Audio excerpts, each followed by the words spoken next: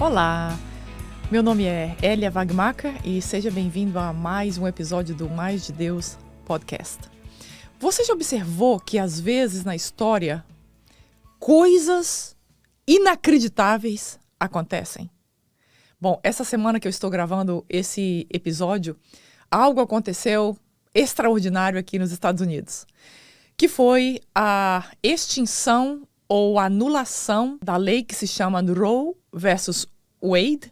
Essa lei tem estado em vigor por 50 anos e é a lei do aborto. E com essa lei, mais de 60 milhões de bebês foram abortados e nós perdemos essas crianças, essas pessoas, mas essa semana essa lei foi anulada de forma miraculosa.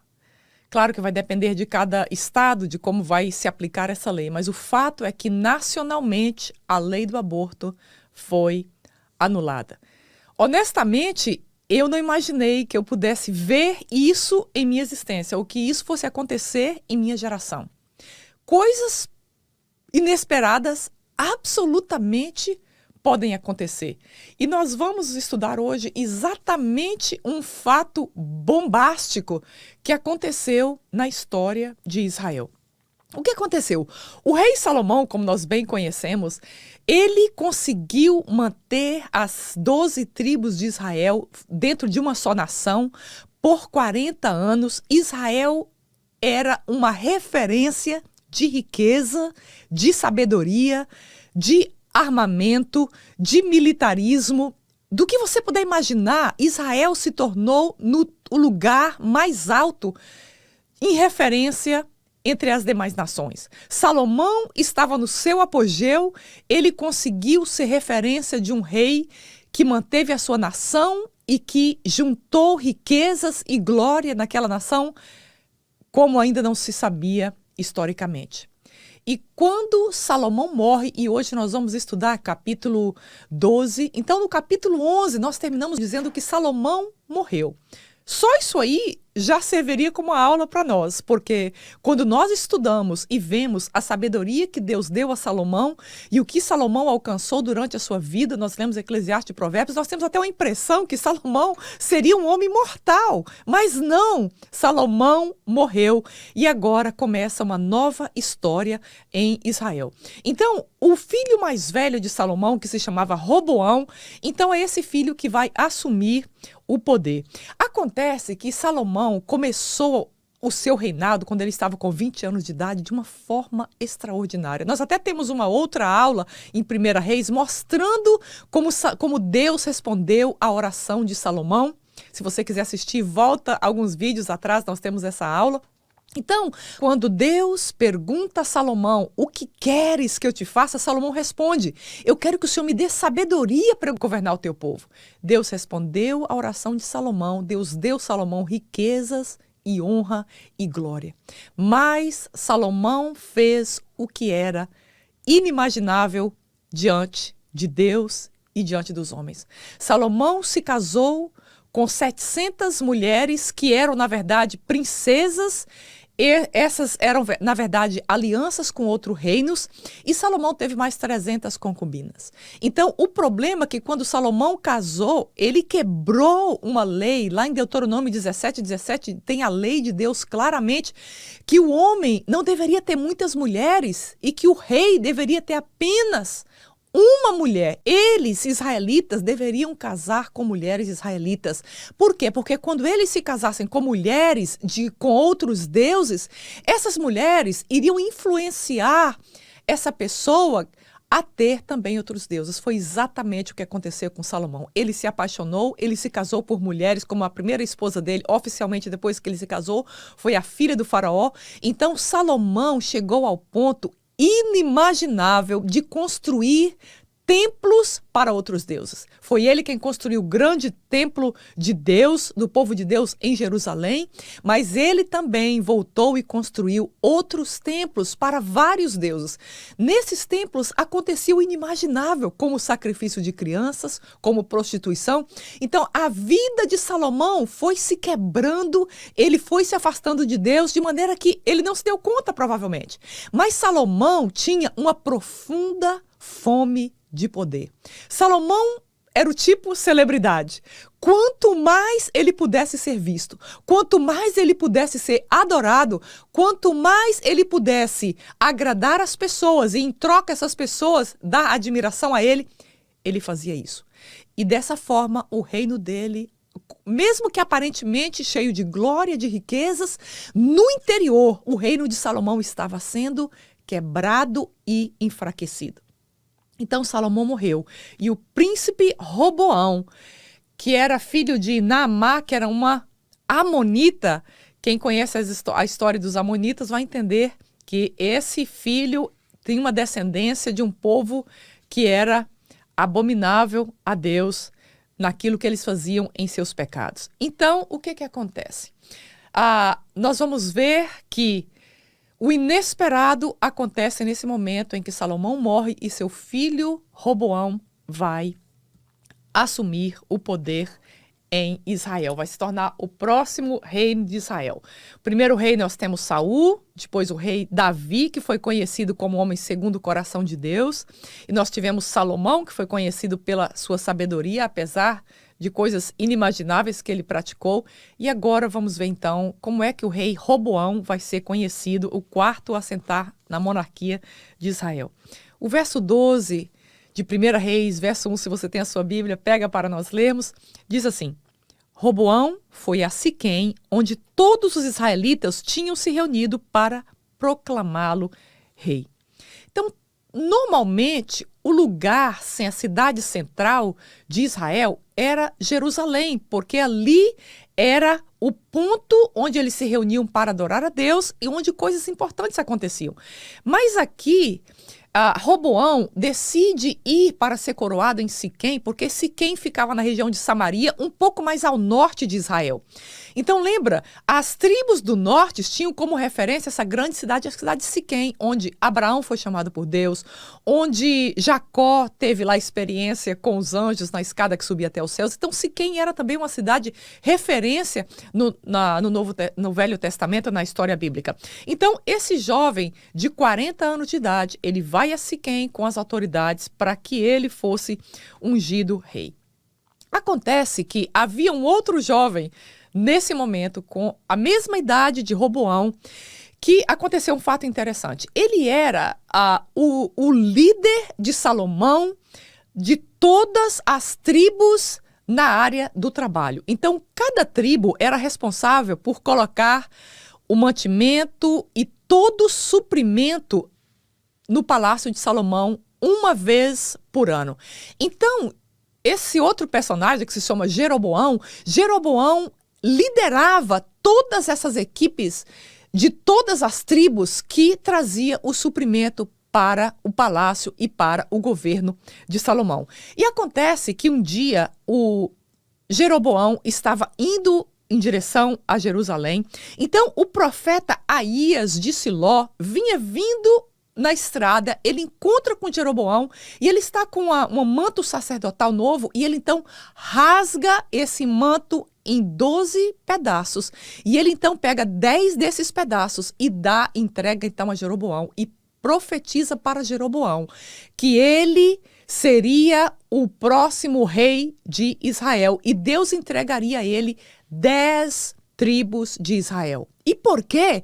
Deus está fazendo isso, iria fazer isso por causa do pecado de idolatria que Salomão praticou.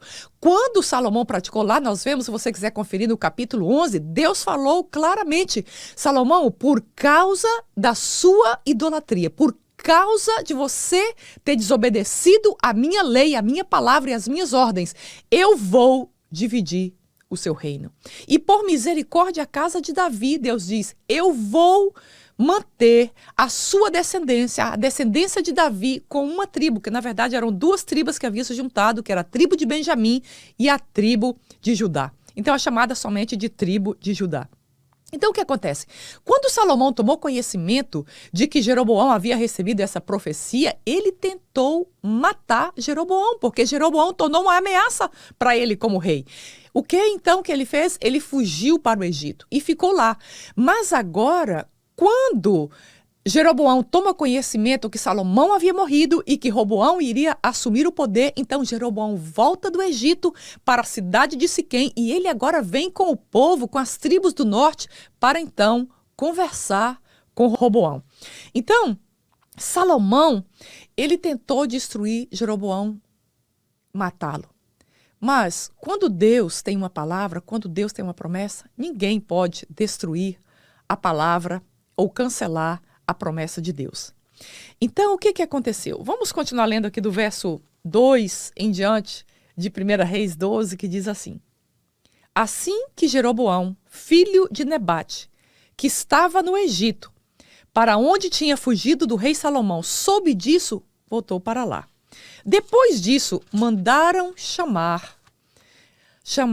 Então, ele e toda a Assembleia de Israel foram ao encontro de Roboão e disseram: Teu pai colocou sobre nós um jugo pesado, mas agora diminui o trabalho árduo e este jugo pesado e nós te serviremos. Já ouviu falar que alguém tem que pagar a conta? Em Israel, o ouro e a prata estavam nas ruas, como se fosse qualquer outro tipo de pedra que nós vemos hoje. Mas quem estava pagando essa conta era o próprio povo de Israel, com seus impostos altíssimos, com o jugo pesadíssimo que Salomão colocou sobre eles.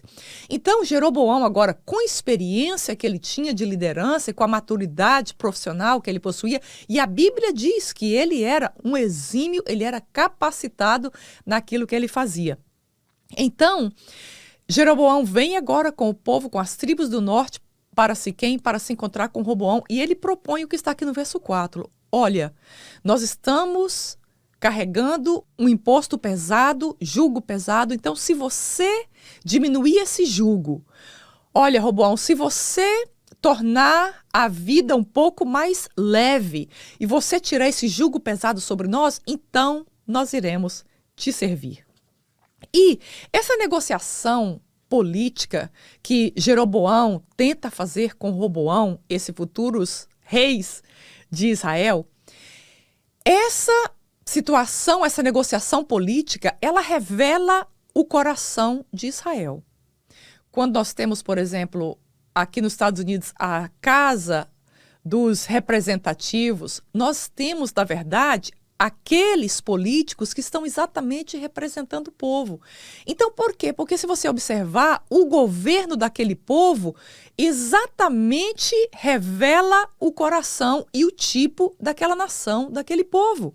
Então, Jeroboão vai agora negociar o problema do jugo dos impostos que estão muito altos. Então é interessante que, apesar de Salomão ter colocado templo de adoração para outros deuses em vários lugares de Israel, agora o povo de Israel não está aqui para negociar, dizer, olha, nós queremos, Roboão, que você destrua os templos de adoração a deuses estranhos que o seu pai construiu por aqui. Nós queremos agora que você volte à adoração como era antes, adorando ao rei e ao Deus Yahvé no templo em Jerusalém. Eles tampouco vai agora a Roboão para dizer, olha, vamos conclamar um jejum e uma oração em Israel. Eles não vão até Roboão para pedir a Roboão que aponte e escute os profetas de Israel. Não.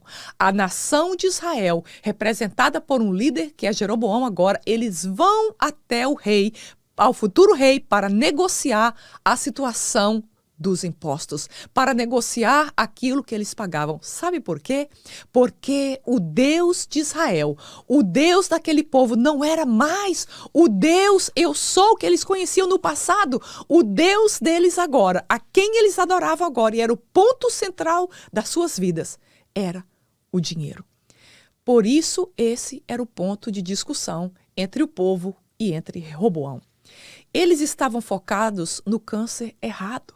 Porque o câncer de Israel não eram os impostos altos que Salomão havia colocado. O câncer de Israel é que Israel havia dado as costas para o seu Deus. Então nós vamos ver agora o que acontece no decorrer dessa história.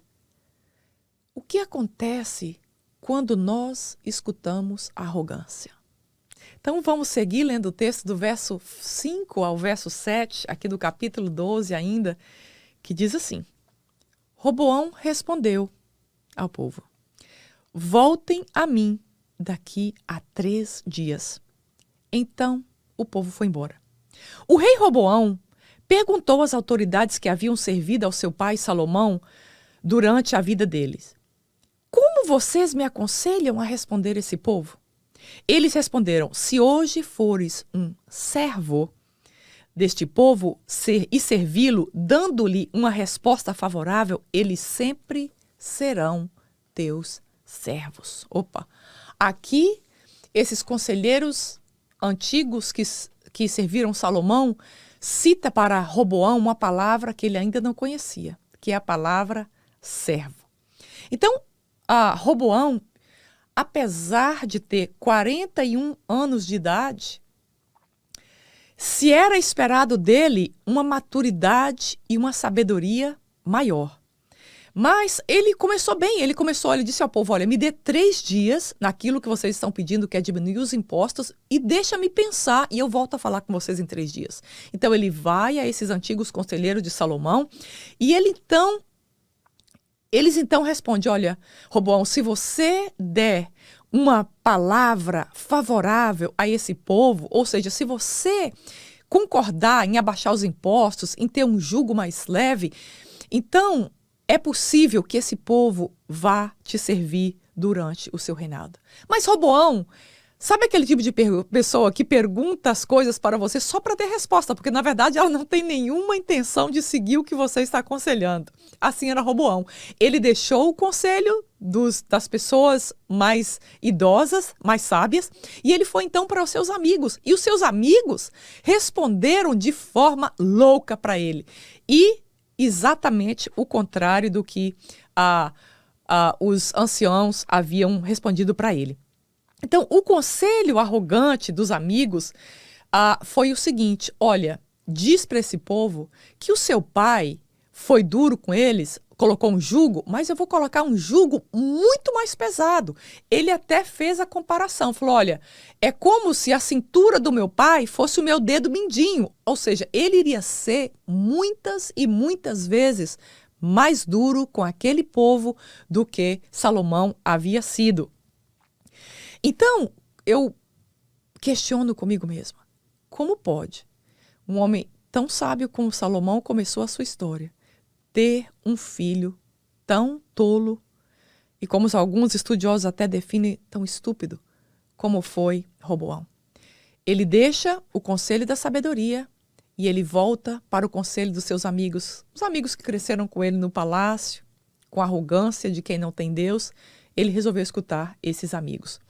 Então nós estamos vendo aqui o seguinte, que sabedoria e temor a Deus não é uma coisa que corre no sangue da pessoa, não é uma coisa que está nos genes da pessoa.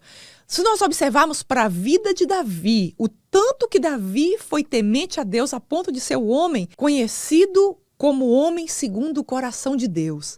Se nós vemos isso, nós vemos as últimas escolhas da vida de Salomão e muito pior agora na vida de Roboão, nós vemos claramente que sabedoria e temor a Deus não corre na genética. Ela é uma coisa adquirida e aprendida individualmente entre nós e Deus.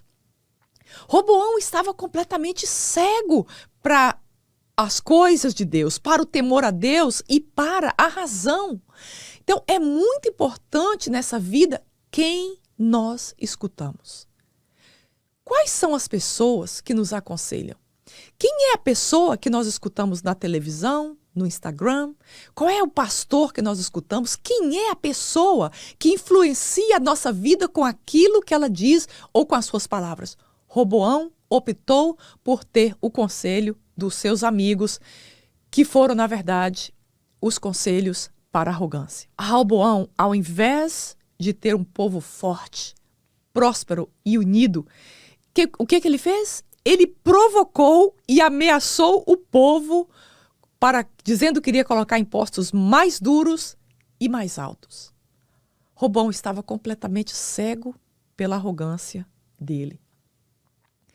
Quando Deus chama uma pessoa para a liderança, Deus está chamando essa pessoa apenas para ser um servo dele e do seu povo.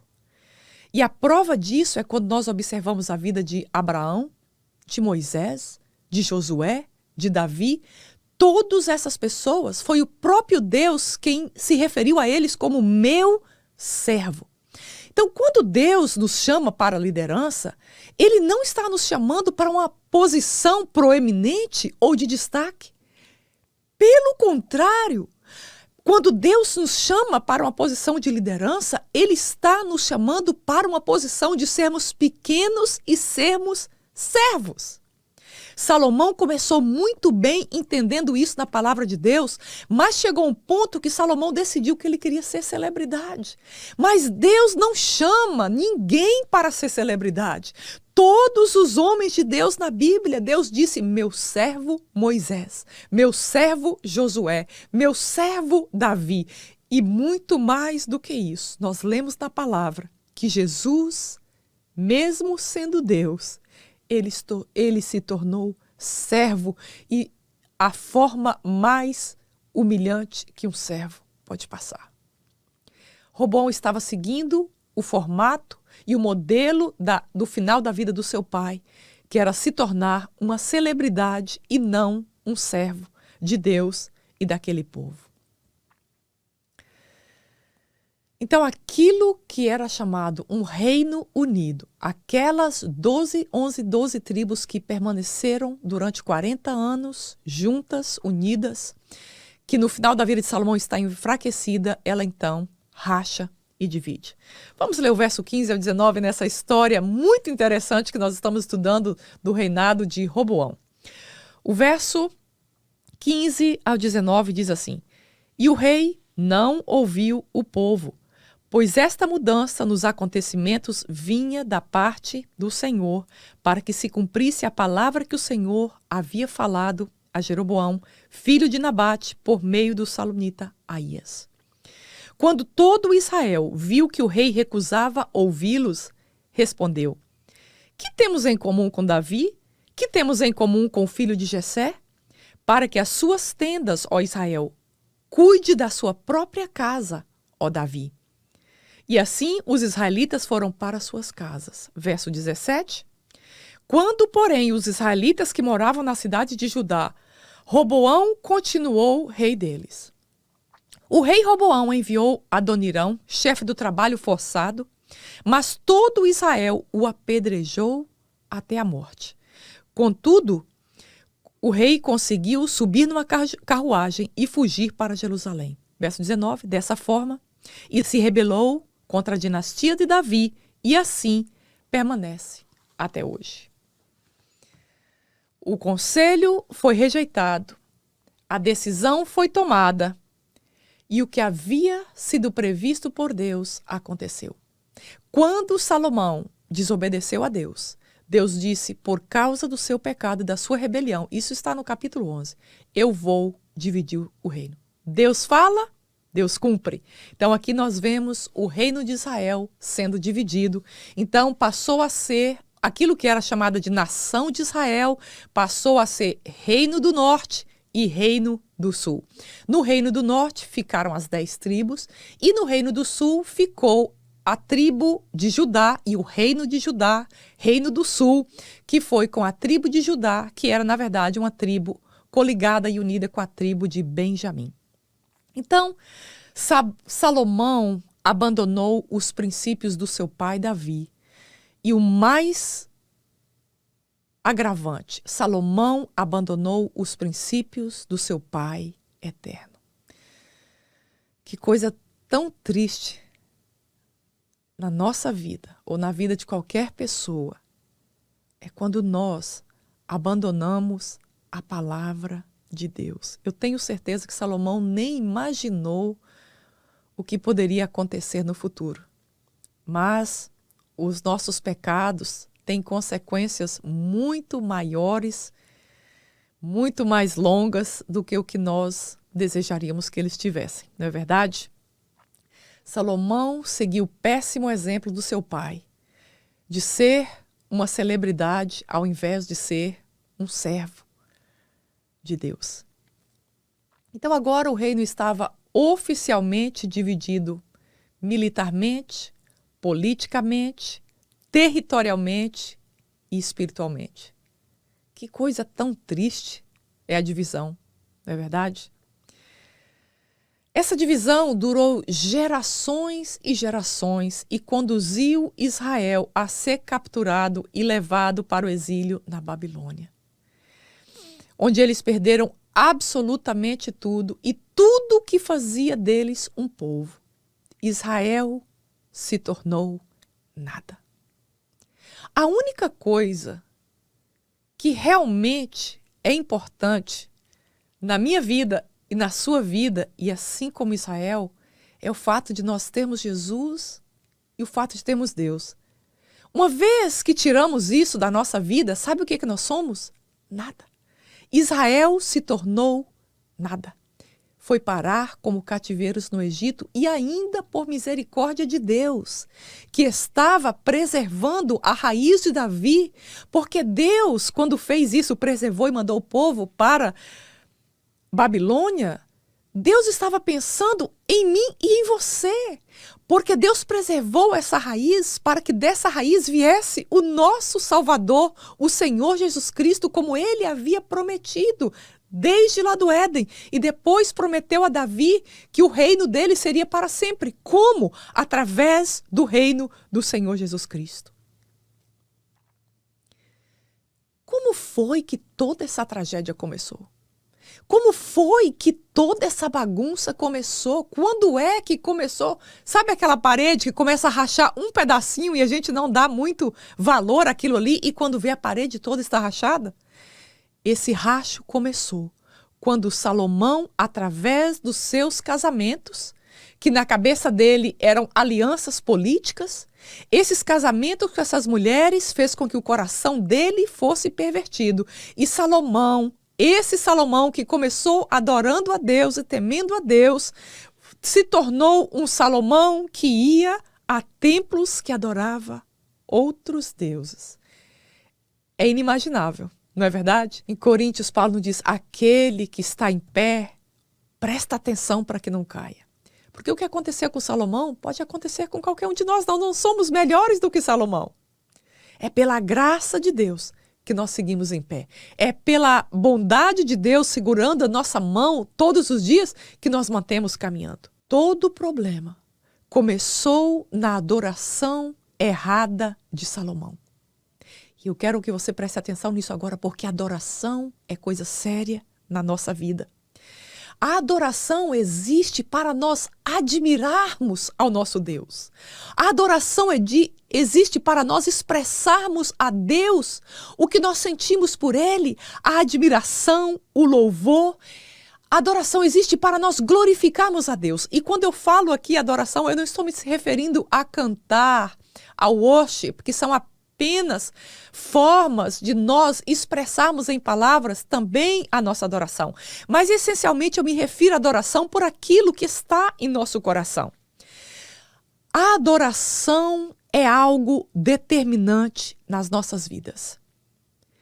Quando eu adoro a um Deus ou ao meu Deus que está nos céus, eu estou declarando para todo mundo espiritual, para céus e terra, eu estou declarando a quem eu pertenço.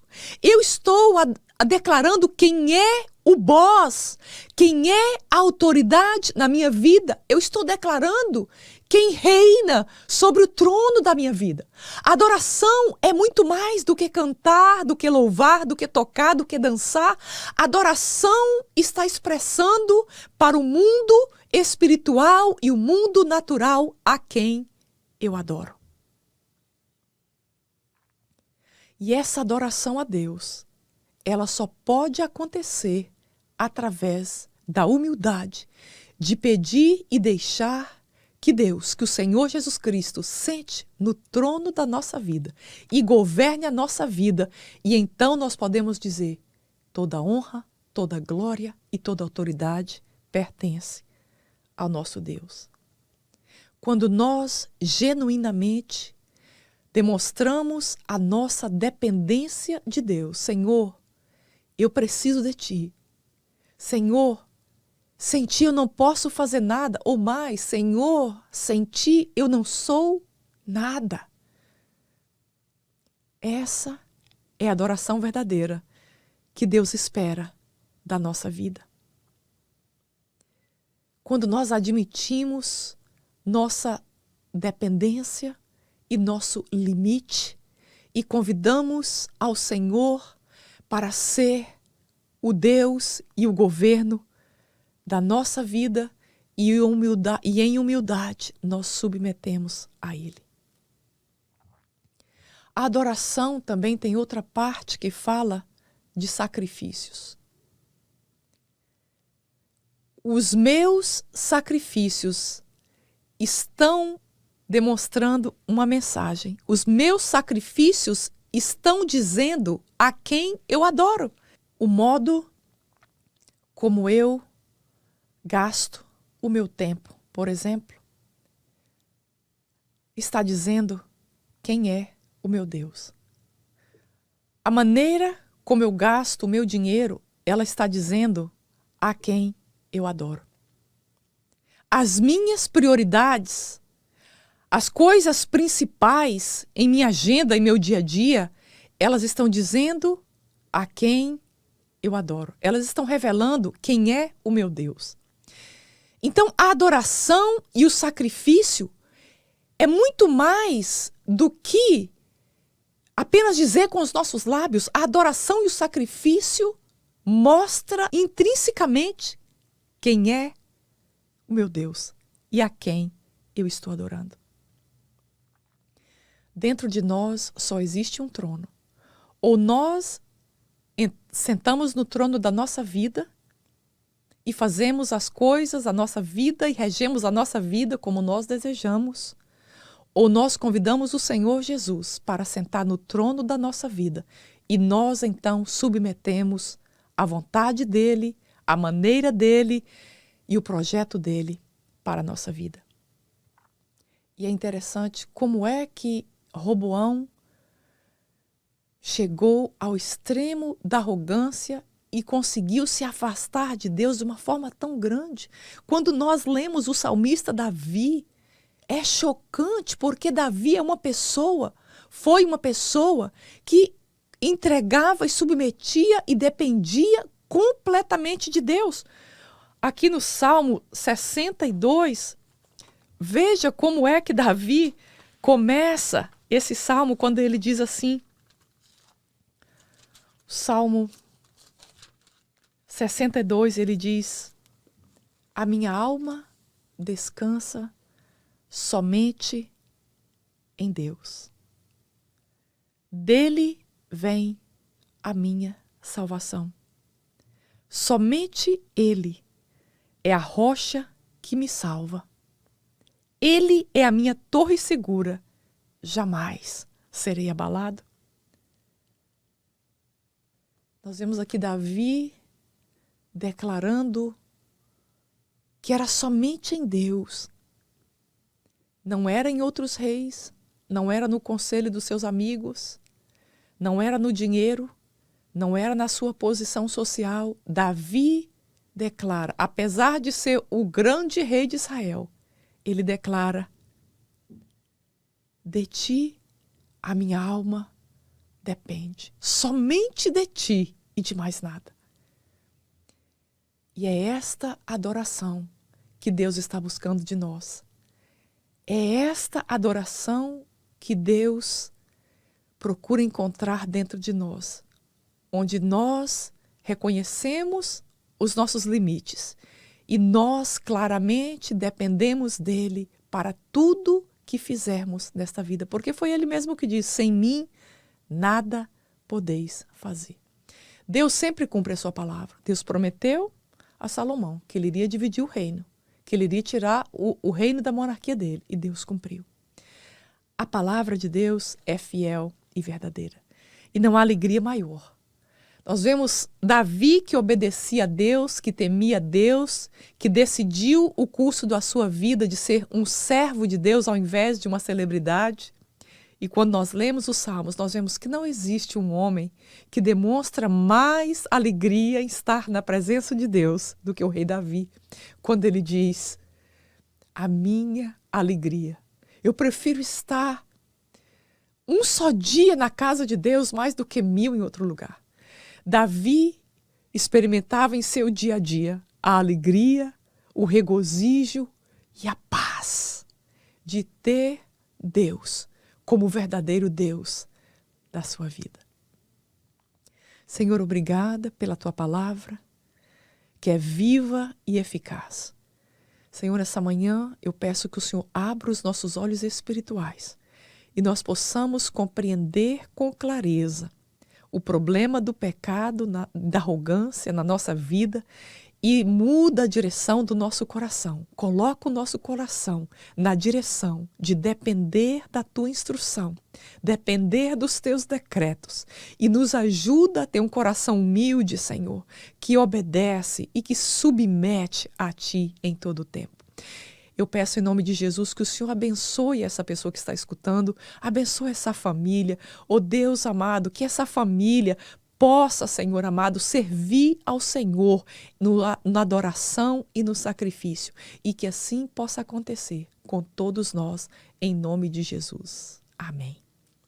Olha, muito obrigada por você estar comigo aqui, mais esse estudo bíblico. É realmente uma alegria quando eu recebo uma mensagem, quando alguém escreve alguma coisa e diz que está participando e que esse estudo bíblico tem abençoado a vida dela. Se esse estudo bíblico está abençoando o seu coração, manda então para aquela pessoa que você gostaria de compartilhar. Obrigada por ter se inscrito em nosso canal. Obrigada por, junto comigo, ajudar a levar essa palavra a outras pessoas. E olha, eu estou orando para que Deus abençoe a sua casa e abençoe a sua vida. Muito obrigada, um abraço e até a próxima terça-feira, se Deus quiser.